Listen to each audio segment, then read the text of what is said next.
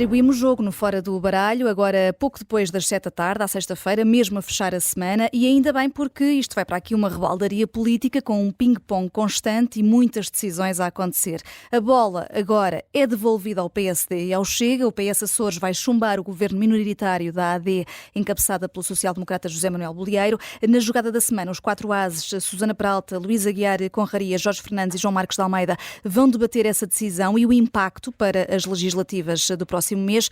Para já, vamos à ronda, uma carta do baralho, um tema, e a primeira carta é de espadas, Luís, para as baixas dos polícias que já fizeram adiar jogos de futebol e pairou até a ameaça de boicote às eleições. O menos importante de tudo são realmente os jogos de futebol.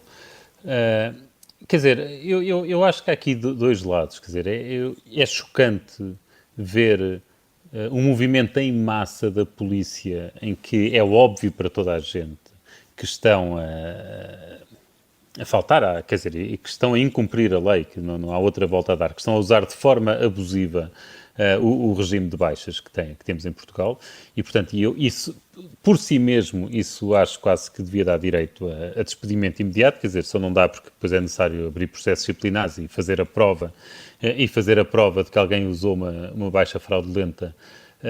É difícil de fazer, mas isso, uma coisa é o processo judicial em tribunal, outra coisa é aquilo que é óbvio para toda a gente, e é óbvio para toda a gente que isto foi uma jogada política. Isso é feio e é grave. Depois há a ameaça das eleições, há uma ameaça velada que obviamente já recuaram e vão recuar, porque isso então seria absolutamente impensável e seria motivo para despedir toda a gente e trocarmos e pormos as tropas na rua para garantir que as eleições se verificavam, como é evidente. Mas depois eu acho que há um lado de que não se fala muito, e portanto, estas coisas muita gente falou, mas há um lado de que pouca gente fala que tem a ver com estes mecanismos de baixa. Quer dizer, há uma série de mecanismos na sociedade que dependem da confiança das pessoas. Nós acreditamos que as pessoas não vão abusar do sistema. E quando falamos de baixas, este mecanismo acho que não estava disponível para os polícias, mas está disponível para parte da população. Por exemplo, uma coisa como a autodeclaração. Neste momento, qualquer pessoa, muito facilmente, sem precisar sequer de ir a um médico, pode declarar uma baixa, que é a autodeclaração de baixa. É relativamente fácil uma pessoa arranjar um atestado médico sem que o médico nos obrigue a fazer não sei quantos exames, que nos permita ter baixa durante 2 ou 3 dias. E estes mecanismos que existem numa sociedade só existem enquanto houver confiança. Porque a falta de confiança, e isso é uma coisa que é muito discutida quando se discute, até do ponto de vista científico, quando se discute a reforma da administração pública, a falta de confiança não permite a desburocratização. É necessário o papel. Quer dizer, é sempre necessário aquela declaração que permita garantir que a pessoa não está a mentir. E haver assim os polícias a abusarem de forma tão óbvia e tão generalizada de um mecanismo de baixa, vai prejudicar isto. Quer dizer, daqui a uns anos, se isto começa moda, se eu começo, por exemplo, a ter os estudantes das universidades a fazerem coisas deste ano para faltarem aos exames e poderem ir às segundas chamadas e coisas dessas, se isto entra na moda, daqui a uns anos vai ser um calvário para obter uma baixa. E se isso algum dia acontecer, temos de agradecer às pessoas que usaram as baixas como forma de protesto. E quem anda também em protesto são os agricultores, cá em Portugal e noutros países, e a Comissão Europeia, no meio disto tudo, desistiu da proposta para o uso sustentável dos pesticidas, e isso compromete a Agenda Verde. É isso, Jorge Fernandes, que te leva a lançar agora esta carta de paus para cima da mesa? Sim, paus para a Comissão Europeia por ter cedido mais uma vez ao lobby dos agricultores, enfim, fundamentalmente representados institucionalmente pela França, e a agricultura mostra bem como existe sempre esta tensão, digamos, entre o mundo que vai mudando e o mundo que, enfim, que apesar de tudo quer permanecer na mesma, e como existem perdedores e ganhadores em qualquer decisão política. Bem, em primeiro lugar, não faz qualquer sentido que em 2024 30% do orçamento comunitário vai para a agricultura. É simplesmente ridículo, não tem nenhum sentido. E é evidente que a Europa tem que garantir a segurança alimentar dos países e as cadeias de distribuição, até como vimos durante o Covid, etc. Mas isso não passa necessariamente por dar subsídios. Em segundo lugar, os subsídios da Europa estão literalmente a matar o desenvolvimento de outros países, enfim, países terceiros em África e na América Latina. Por exemplo, esta crise dos agricultores matou o acordo com o Mercosul para que os países da América Latina pudessem exportar para a Europa. Portanto, foi mais uma vítima, para além da questão dos pesticidas e, enfim, de uma certa desistência de algumas medidas da Agenda Verde. Este acordo que estava a ser negociado e com muitas dificuldades com o Mercosul ficou completamente morto.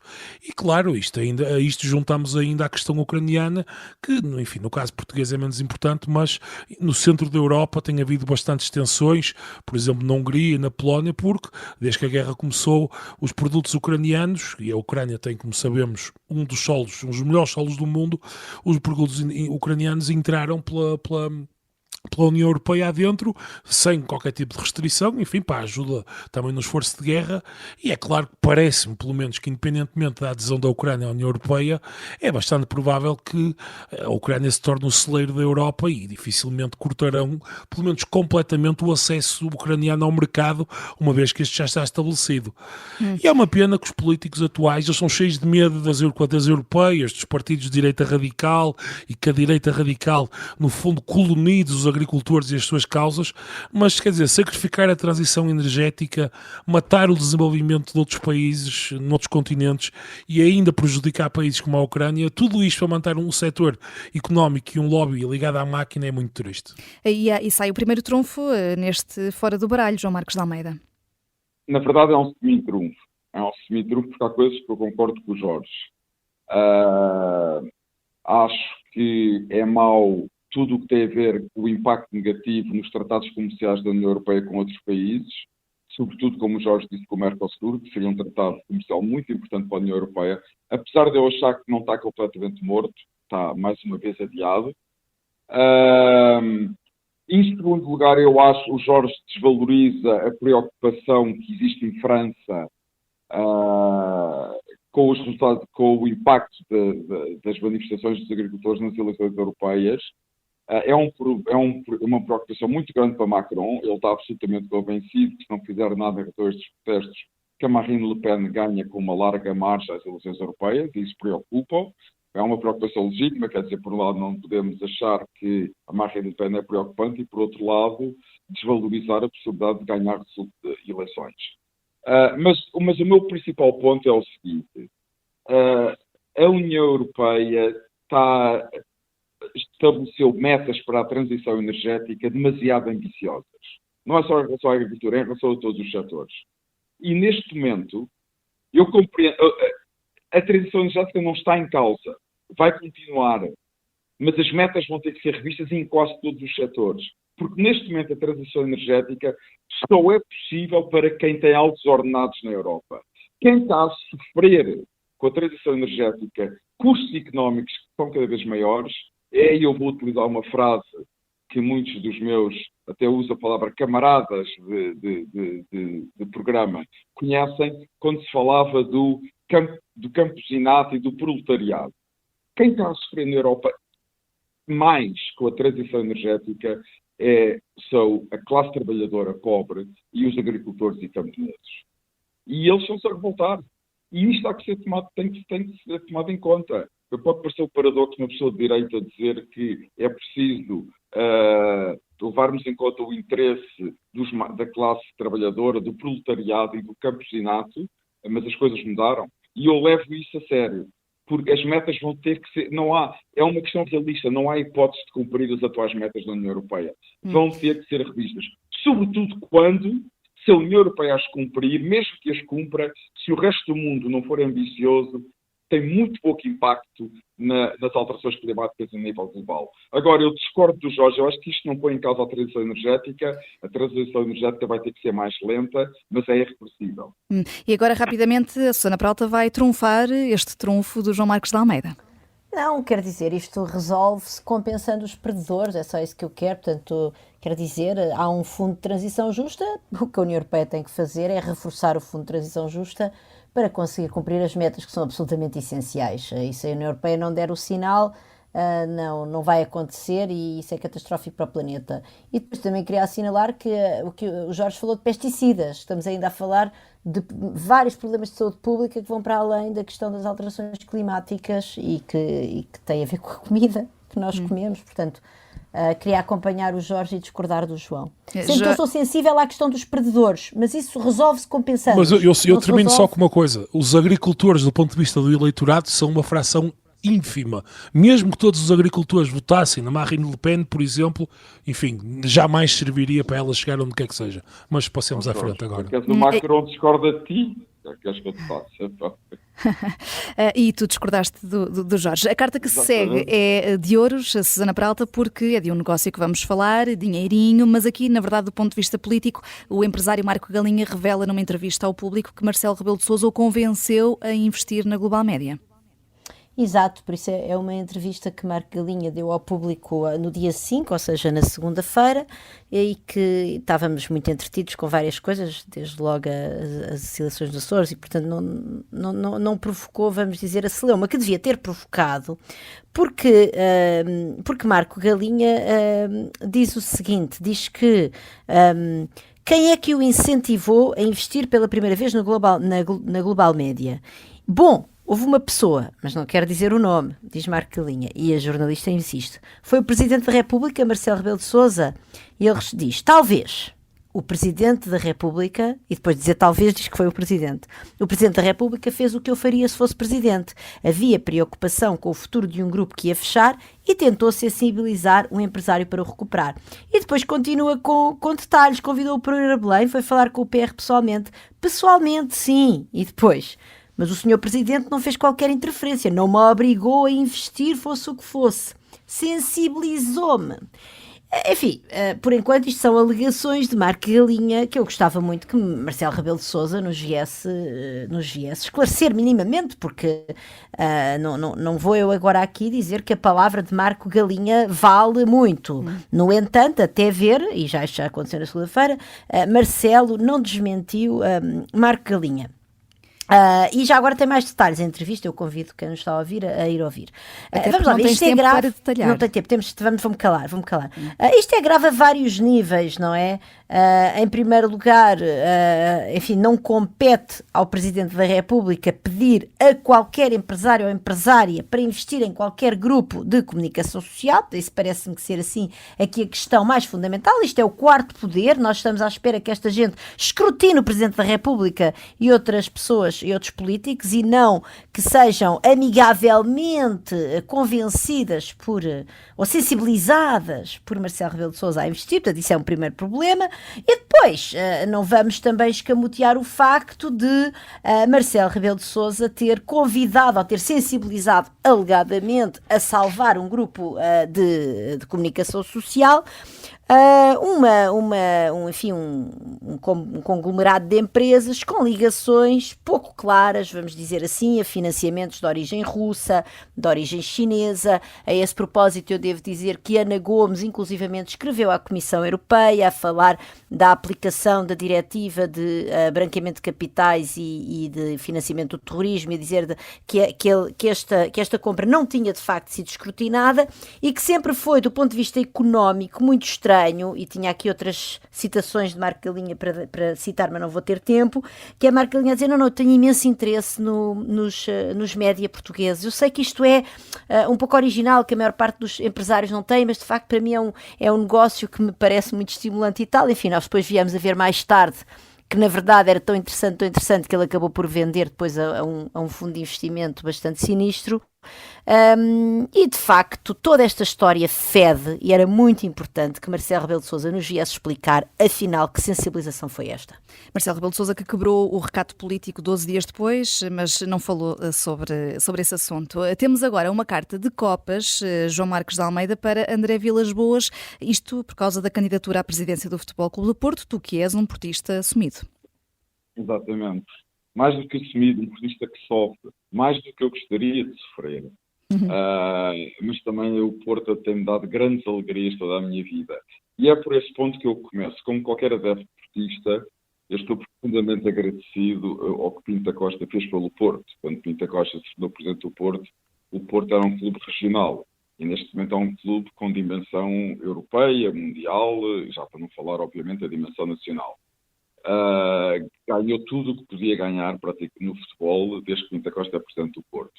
Mas a presença de Pinto da Costa, como tudo na vida, o poder corrompe, o poder, estar demasiado tempo no poder é sempre mau, e Pinto da Costa é presidente do Porto há mais de 40 anos, é demasiado tempo, e os últimos anos dele têm sido muito maus para o Porto do ponto de vista financeiro, do ponto de vista de gestão do clube, dos ativos do clube. E agora há esta investigação ao universo dos Super Dragões. Esta relação com a claque do Porto, dos Super Dragões, mais uma vez, nós não podemos antecipar à justiça, já sei isso muito bem. Mas a minha ideia é que os Super Dragões são um gangue de malfeitores, ou pelo menos algumas pessoas dos Super Dragões.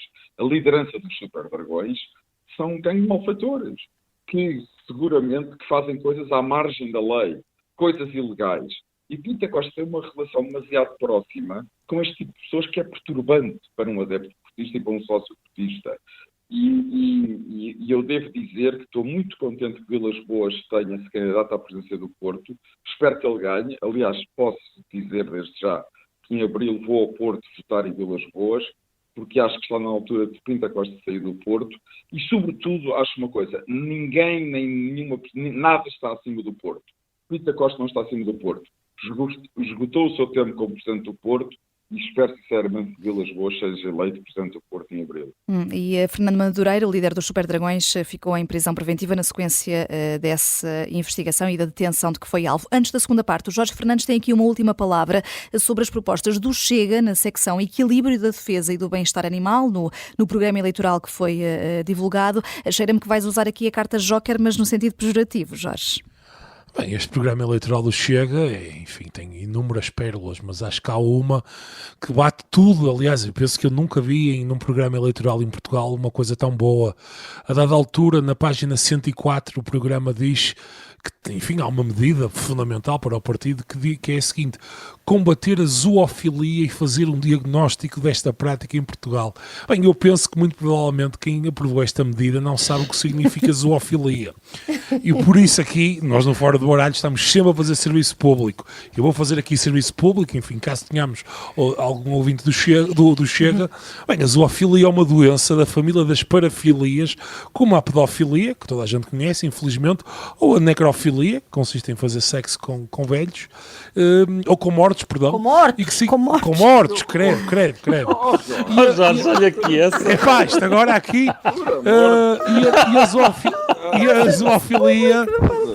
E a zoofilia é basicamente o interesse patológico por animais como motivo de excitação sexual.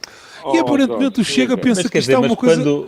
Jorge, é caso para dizer, chega! Mas, Jorge, mas quando no debate entre André Ventura e Inês Sousa Real, o André Ventura diz: você não gosta de mais animais do que eu, isto passa a ter outro significado. E esse é que é o ponto, exatamente. Mas quer dizer, o Chega pensa que isto é uma coisa prevalecendo na sociedade portuguesa, que é não só combater, mas fazer um diagnóstico desta prática. Então, nós vamos ter aqui um inquérito representativo aos animais, Jorge. O INE está a população é como isto é como o relatório Kissinger nos anos 50, só que sob a zoofilia e práticas afins. Além do jogador Jorge Fernandes, temos aqui também, eu promovo-te a dicionário Jorge Fernandes. Fazemos só aqui uma curta pausa no Fora do Baralho, voltamos já a seguir.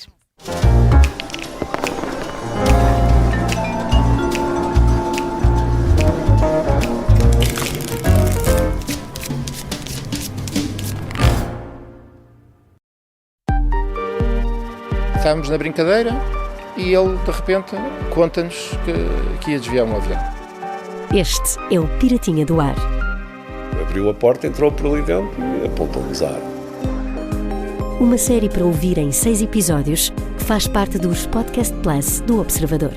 É narrada por mim, Margarida Villanova, e a banda sonora original é de David Fonseca. Os Podcast Plus do Observador têm o apoio da Onda Automóveis.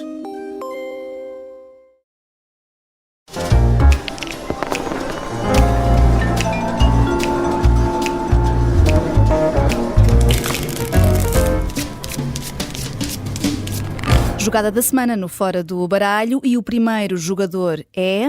A vontade do povo açoriano não pode ser atropelada pelo interesse político passageiro, a tática partidária interesseira. É José Manuel, aliás, é Vasco Cordeiro. O PS vai chumbar o governo minoritário da AD, encabeçado, essa sim, por José Manuel Bolieiro, do PSD, e Vasco Cordeiro, líder do PS Açores, acusa a direita de taticismo. Quem é aqui o mister com a melhor estratégia de jogo? Jorge Fernandes, o PSD que colou ao PS o ónus da viabilização ou o Partido Socialista que devolve o baralho? Sem dúvida nenhuma o PSD. Eu acho que o PSD saiu-lhe a sorte grande no último domingo porque teve o pretexto perfeito para conseguir fazer este número político, no fundo, obrigar o PS a clarificar antecipadamente, antes das eleições legislativas, o que é que fará caso exista uma repetição do cenário açoriano no Parlamento Nacional, que de resto é uma possibilidade bastante forte. Penso que está completamente afastada. Enfim, salvo alguma surpresa de última hora, a ideia de alguma maioria absoluta de um só partido.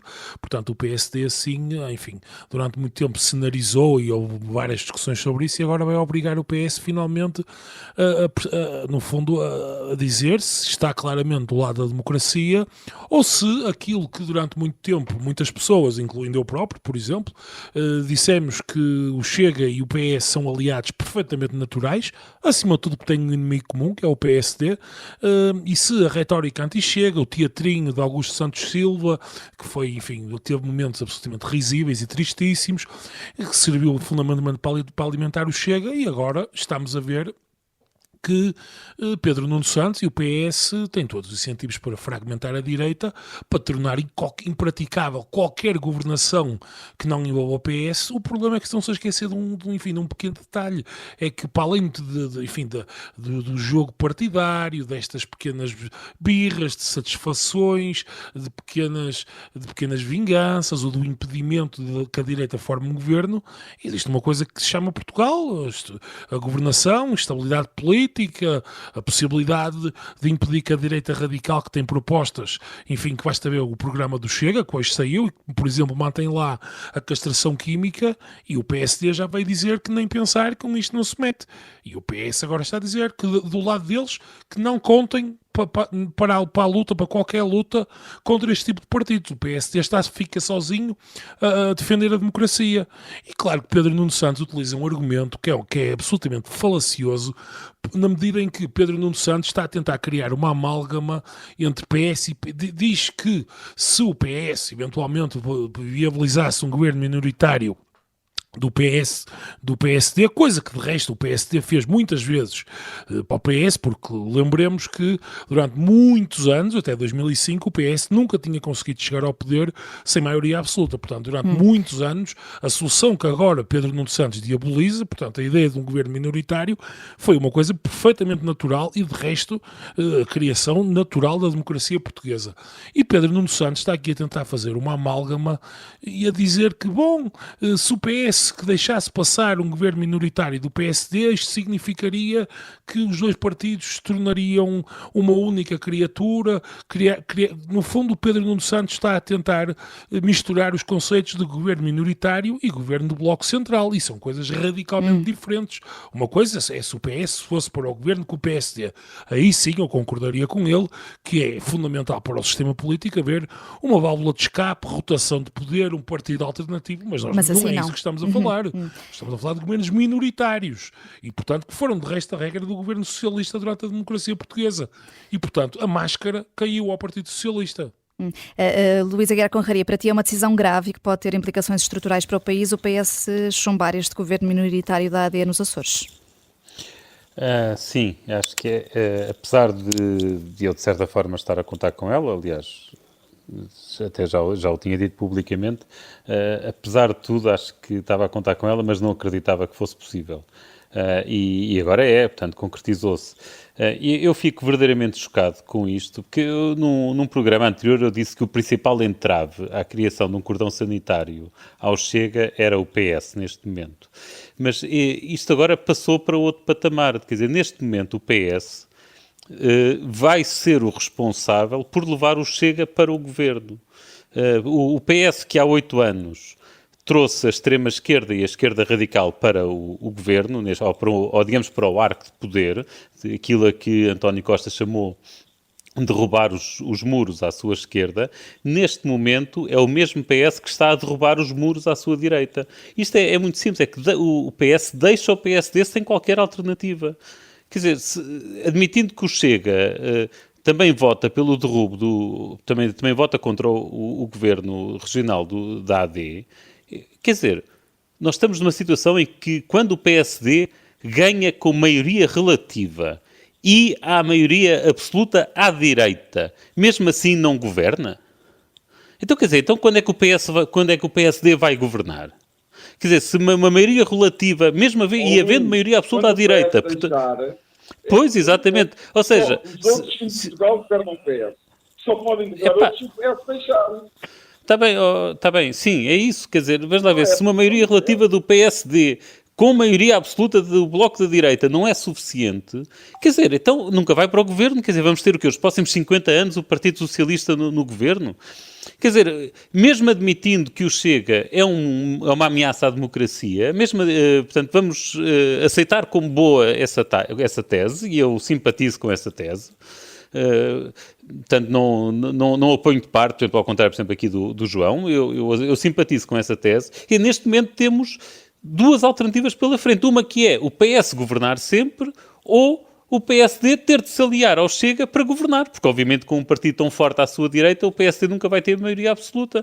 Quer dizer, então neste momento é isto, é o PSD com o Chega de um lado e o PS do outro. Isto é uma polarização criada pelo Partido Socialista. E eu confesso, entre estes dois malos, que é ter sempre o Partido Socialista a governar durante os próximos 50 anos, ou ter a alternância incluindo o PSD com o Chega, eu tenho de ser honesto e dizer que nesse caso eu tenho de aceitar que o PSD se coligue, ou portanto chega a acordos com o Chega. Eu não vejo alternativa a isso e honestamente considero que Montenegro está livre, fica dispensado da sua promessa de não é não em relação ao Chega. Quer dizer, perante isto não tem alternativa. Se uma maioria relativa com maioria absoluta de direita não é suficiente, então nunca é suficiente. Não pode ser. Fica dispensado, João Marcos de Almeida, o PSD, desse não é não, como está aqui a dizer o não Luís? Não sei se fica, mas eu gostava de começar por outros pontos. Antes de mais, eu raramente digo isto, e é uma coisa irritante. Podem dizer que eu estou a ser irritante, vou ser por um minuto irritante. Obrigado por me darem razão, que nos últimos não sei quantos meses, talvez até mais que um ano, sempre disse que o PS era uma máscara, que o PS não atacava o Chega por razões ideológicas genuínas, que apenas atacava o Chega por uma questão de poder e de impedir que houvesse um poder alternativo ao do PS em Portugal, que o PSD alguma vez pudesse ter governo e que a direita pudesse voltar ao poder. E foi isto que Pedro Nuno Santos mostrou hoje. Portanto, como disse o Jorge muito bem, caiu-lhe a máscara. Mas era uma máscara. Porque se o PS achar genuinamente que o Chega é uma ameaça à democracia, só tem uma coisa a fazer nos Açores e em Portugal, que é possibilitar um governo minoritário do PSD. Porque uma ameaça à democracia é uma expressão muito forte. Uma ameaça à democracia tem que ter comportamentos consequentes com essa frase. Não basta dizer e depois ter comportamentos que não têm nada a ver com o que se diz. Porque, a partir de hoje, Pedro Nuno Santos não vai poder dizer aos portugueses que o Chega é uma ameaça à democracia. Porque os portugueses não podem acreditar em Pedro Nuno Santos quando ele diz isso. Porque é óbvio que para o PS o Chega não é uma ameaça à democracia. O que o PS quer é impedir que o PSD seja governo, seja onde for. Portanto, até a outra estratégia do PS de procurar o voto útil à esquerda, assustando o eleitorado de esquerda com o fascismo, o radicalismo que Chega, caiu hoje. Obviamente calculo que ninguém se vai votar no LIVRE, no Bloco... Quer dizer, esse não caiu necessariamente. Vai agora votar no PS. João, esse não caiu necessariamente, não é? Isso é o que o Pedro Nuno Santos está a tentar recuperar, é esse papão. Mas se é um papão, então porque é que não impede... Eu estou de acordo contigo, eu só estou a dizer que não caiu hoje. Provavelmente ele recuperou parte dele, é a única coisa que eu estou a dizer, mas é obviamente uma manobra tática e irresponsável. E depois há outro ponto, que é uma aldrabice de Pedro Nuno Santos, que é um aldrabão. Quer dizer, quando, e não foi há muito tempo, António Guterres governou durante 6 anos com governos minoritários.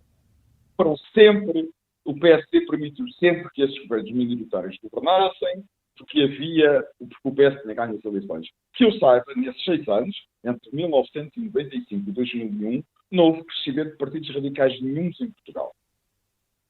O que só apareceu mais de 10 anos depois? Acompanham cá com histórias que, e o Jorge aqui também disse muito bem, que um partido permitir que outro partido possa fazer um governo minoritário vai levar ao crescimento de partidos radicais. É mentira. Não vai, nada prova que vai, e como disse o Jorge, permitir o governo minoritário não é o mesmo que um Bloco Central. O Bloco Central seria PS e PSD, os dois no governo. O PS não deixa de estar na oposição por se abster a um governo minoritário do PSD. O que Pedro Nuno Santos diz é que, basicamente, isto era uma forma fantástica de garantir que o PSD era sempre poder, se tivesse viabilizado o governo de Bolieiro. Poder? Tu não gostas de ganhar 2 eleições? Porquê que o Pedro Nuno Santos diz isso? Então, ele não acredita na sua capacidade de ganhar eleições? Quer dizer, o PS teve 21 anos dos últimos 22 dos últimos 29 no poder. E agora que diz que há o risco do PSD ser sempre poder, olha, vamos lembrar ao Pedro Nuno Santos que na Europa, na União Europeia, nunca nenhum partido nos últimos 30 anos esteve tanto tempo no poder sozinho como o PS em Portugal. Nos 27 países da União Europeia, nunca. Mas, nos últimos 100 anos, o PS, a seguir a Salazar, foi quem teve mais tempo no poder em Portugal. Pedro Nuno Santos, quando está preocupado com o PS estar para sempre no poder, devia estar calado. A Susana Peralta? Eu estou completamente de acordo com o que o Luís disse, ou seja, de facto isto é uma manobra de grande irresponsabilidade de Pedro Nuno Santos, e eu, enquanto eleitora de esquerda e eleitora, aliás, já muitas vezes na minha vida do PS, não me sinto representada embora eu não conte votar no PS nestas eleições, mas não me sinto minimamente representada por este líder do maior partido da esquerda, pelas razões que o Luís expôs. Agora, deixa-me só dizer-te o seguinte: quando o líder do PS, quando Pedro Nuno Santos diz, basicamente, isto era uma forma fantástica de garantir que o PSD era sempre poder, não é. Porque o Pedro Nuno Santos, neste momento nos Açores, se ele quisesse formar uma maioria para derrubar o governo, o partido mais votado, a coligação mais votada neste caso, que foi a coligação de Bolieiro, Pedro Santos não tinha essas condições. Portanto, estamos a falar de circunstâncias estratégicas muito diferentes. Eu conseguiria conceber, apesar de eu achar que a alternância democrática é importante, enfim, é um valor fundamental, um pilar fundamental, aliás, da democracia. Quem não alterna são as ditaduras. Mas eu conceberia que Pedro Nuno Santos dissesse: não, eu não vou viabilizar este governo, nem que seja com uma abstenção no Parlamento, porque eu tenho aqui condições para formar eu próprio um governo, como fez António Costa em 2015. Mas Pedro Nuno Santos não está nessas condições. Pedro Nuno Santos está a fazer isto apenas para atirar o PSD para os braços do Chega, e isso é de facto de uma enorme irresponsabilidade. Ele não tem nenhuma alternativa para propor, eu acho que era importante que já quando ele falou no domingo à noite, eu estava a ver o discurso dele, estava a pensar, mas como é que ninguém lhe pergunta, não é? Qual é a atitude que o PS deve tomar numa circunstância em que, chumbando um governo de direita, pode formar uma maioria de esquerda, e numa circunstância em que, chumbando um governo de direita, não pode formar uma maioria de esquerda. E ainda ninguém fez essa pergunta, e eu gostava muito que lhe fizessem, porque isso realmente desmentia esta frase: isto era uma forma fantástica de garantir que o PS era sempre poder. Não é disso que se trata. Agora, o que ele está a tentar fazer, parece-me, é garantir que o PS é sempre poder, porque ele está, no fundo, Luís Montenegro, naquela noite de domingo, chutou a bola para o PS, e agora Pedro Nuno Santos, ao colocar o PSD Açores nos braços do Chega, está a querer de novo apelar ao voto útil. Eu espero que as pessoas de esquerda não se deixem cair nesse logro, nessa chantagem, e que votem nos partidos à esquerda do PS que entendam votar, porque a democracia também é representação parlamentar, não é só formação de maiorias executivas. Desculpa, diz, João. Eu acredito, continuo a acreditar, e ainda à pergunta que a Vanessa me perguntou há pouco, eu acabei por não responder, eu continuo a acreditar que o PSD vai fazer um governo minoritário nos Açores, sem o Chega, e também acho que é isso que vai acontecer em Portugal, depois de 10 de março, se o PSD ganhar eleições e houver uma maioria de direita no Parlamento português. Mas o Chega vai ter que viabilizar esse governo. Exatamente, isso é possível que o Chega a viabilizar o governo. Isso não é uma certeza matemática. É uma certeza matemática. E o Desculpa. PSD dirá, não tem que fazer nenhum acordo com o Chega, dirá ao Chega, os senhores têm que decidir se querem permitir um governo minoritário de centro-direita ou se querem derrubar o nosso governo e depois entendam-se com o PS. Deixa-me só dizer aqui uma coisa. Há aqui uma diferença fundamental entre os Açores e o continente, que é a seguinte: no existe há uma necessidade de haver uma moção de confiança no Parlamento. É indispensável para o governo tomar posse, enquanto no continente é perfeitamente Não é possível. o contrário. Não, É o contrário, é existe verdade. essa necessidade. Tem que haver uma moção de censura. Sim, portanto, basta o Chega a abster-se.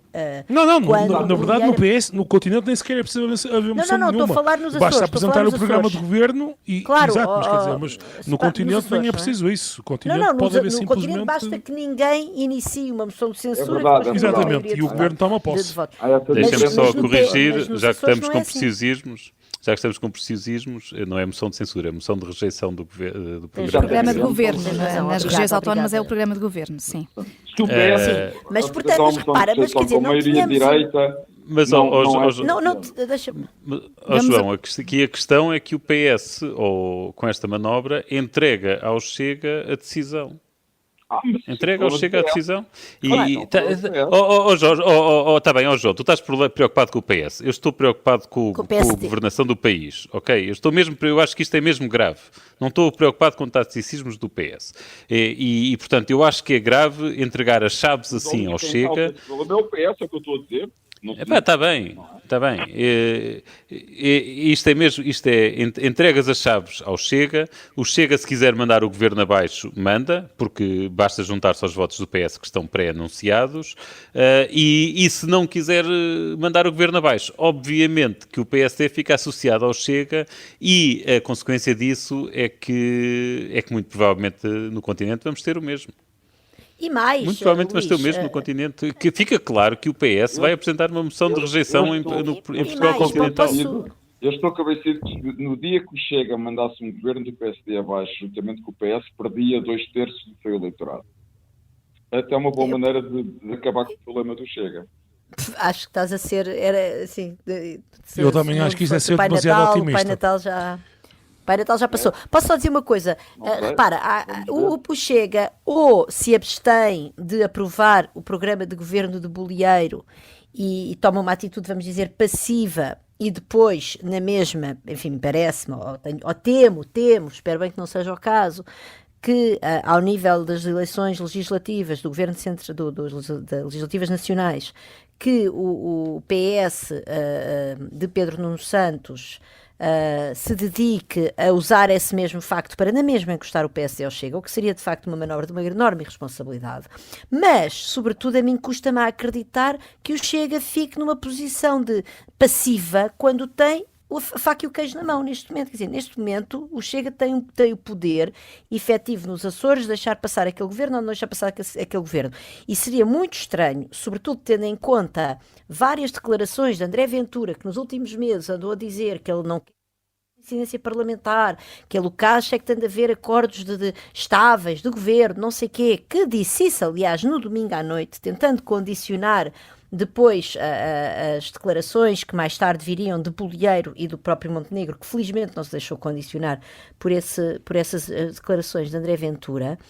Seria agora muito estranho também, mesmo para André Ventura, perante o seu eleitorado, que também tem vir dizer, não, eu realmente disse isso tudo, mas olha, agora vou ficar aqui passivo no meu cantinho e tal, e vou simplesmente abster-me e deixar passar o programa de governo de Bolieiro. Também seria muito esquisito. Portanto, efetivamente, tudo está a conjugar para dar um poder estratégico a André Ventura no desenho do programa de governo, em algum, provavelmente não serão todas as medidas, como é óbvio, longe disso, mas quer dizer, em colocar ali o bedelho em áreas em que eu não gostava que colocasse, que enfim, que eu acho preocupante, e sobretudo se isso depois se transpuser para o continente.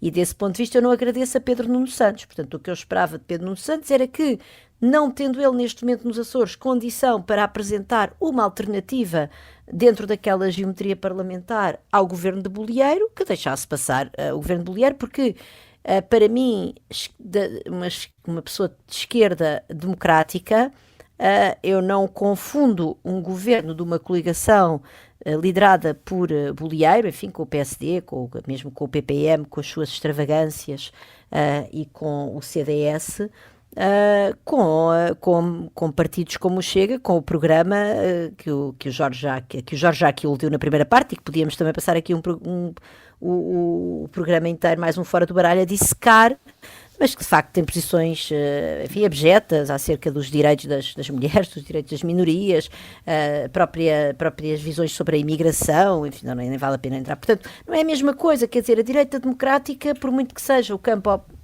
no qual eu não me revejo politicamente, não é a mesma coisa do que o Chega, e eu gostava muito de ter um grande partido à esquerda em Portugal que reconhecesse isso.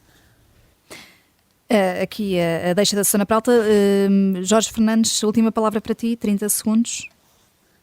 Não, eu concordo no fundamental com isto, quer dizer, e acho que se Ventura for inteligente, e eu acho que ele é um homem inteligente, vai votar favoravelmente, mesmo sem qualquer acordo com o PSD, vai votar favoravelmente o governo de Bolieiro para tentar de alguma maneira condicionar a dinâmica, e naturalmente até aí se verá como ele é um aliado do PS, porque aí cria dois factos: ajuda o PS a montar a narrativa que o Chega é um aliado do PSD, e ao mesmo tempo tenta criar a Luís Montenegro um facto consumado, e se eu tivesse que apostar seria isso que André Ventura vai fazer, sem qualquer negociação, mesmo assim apoiar o governo de Bolieiro.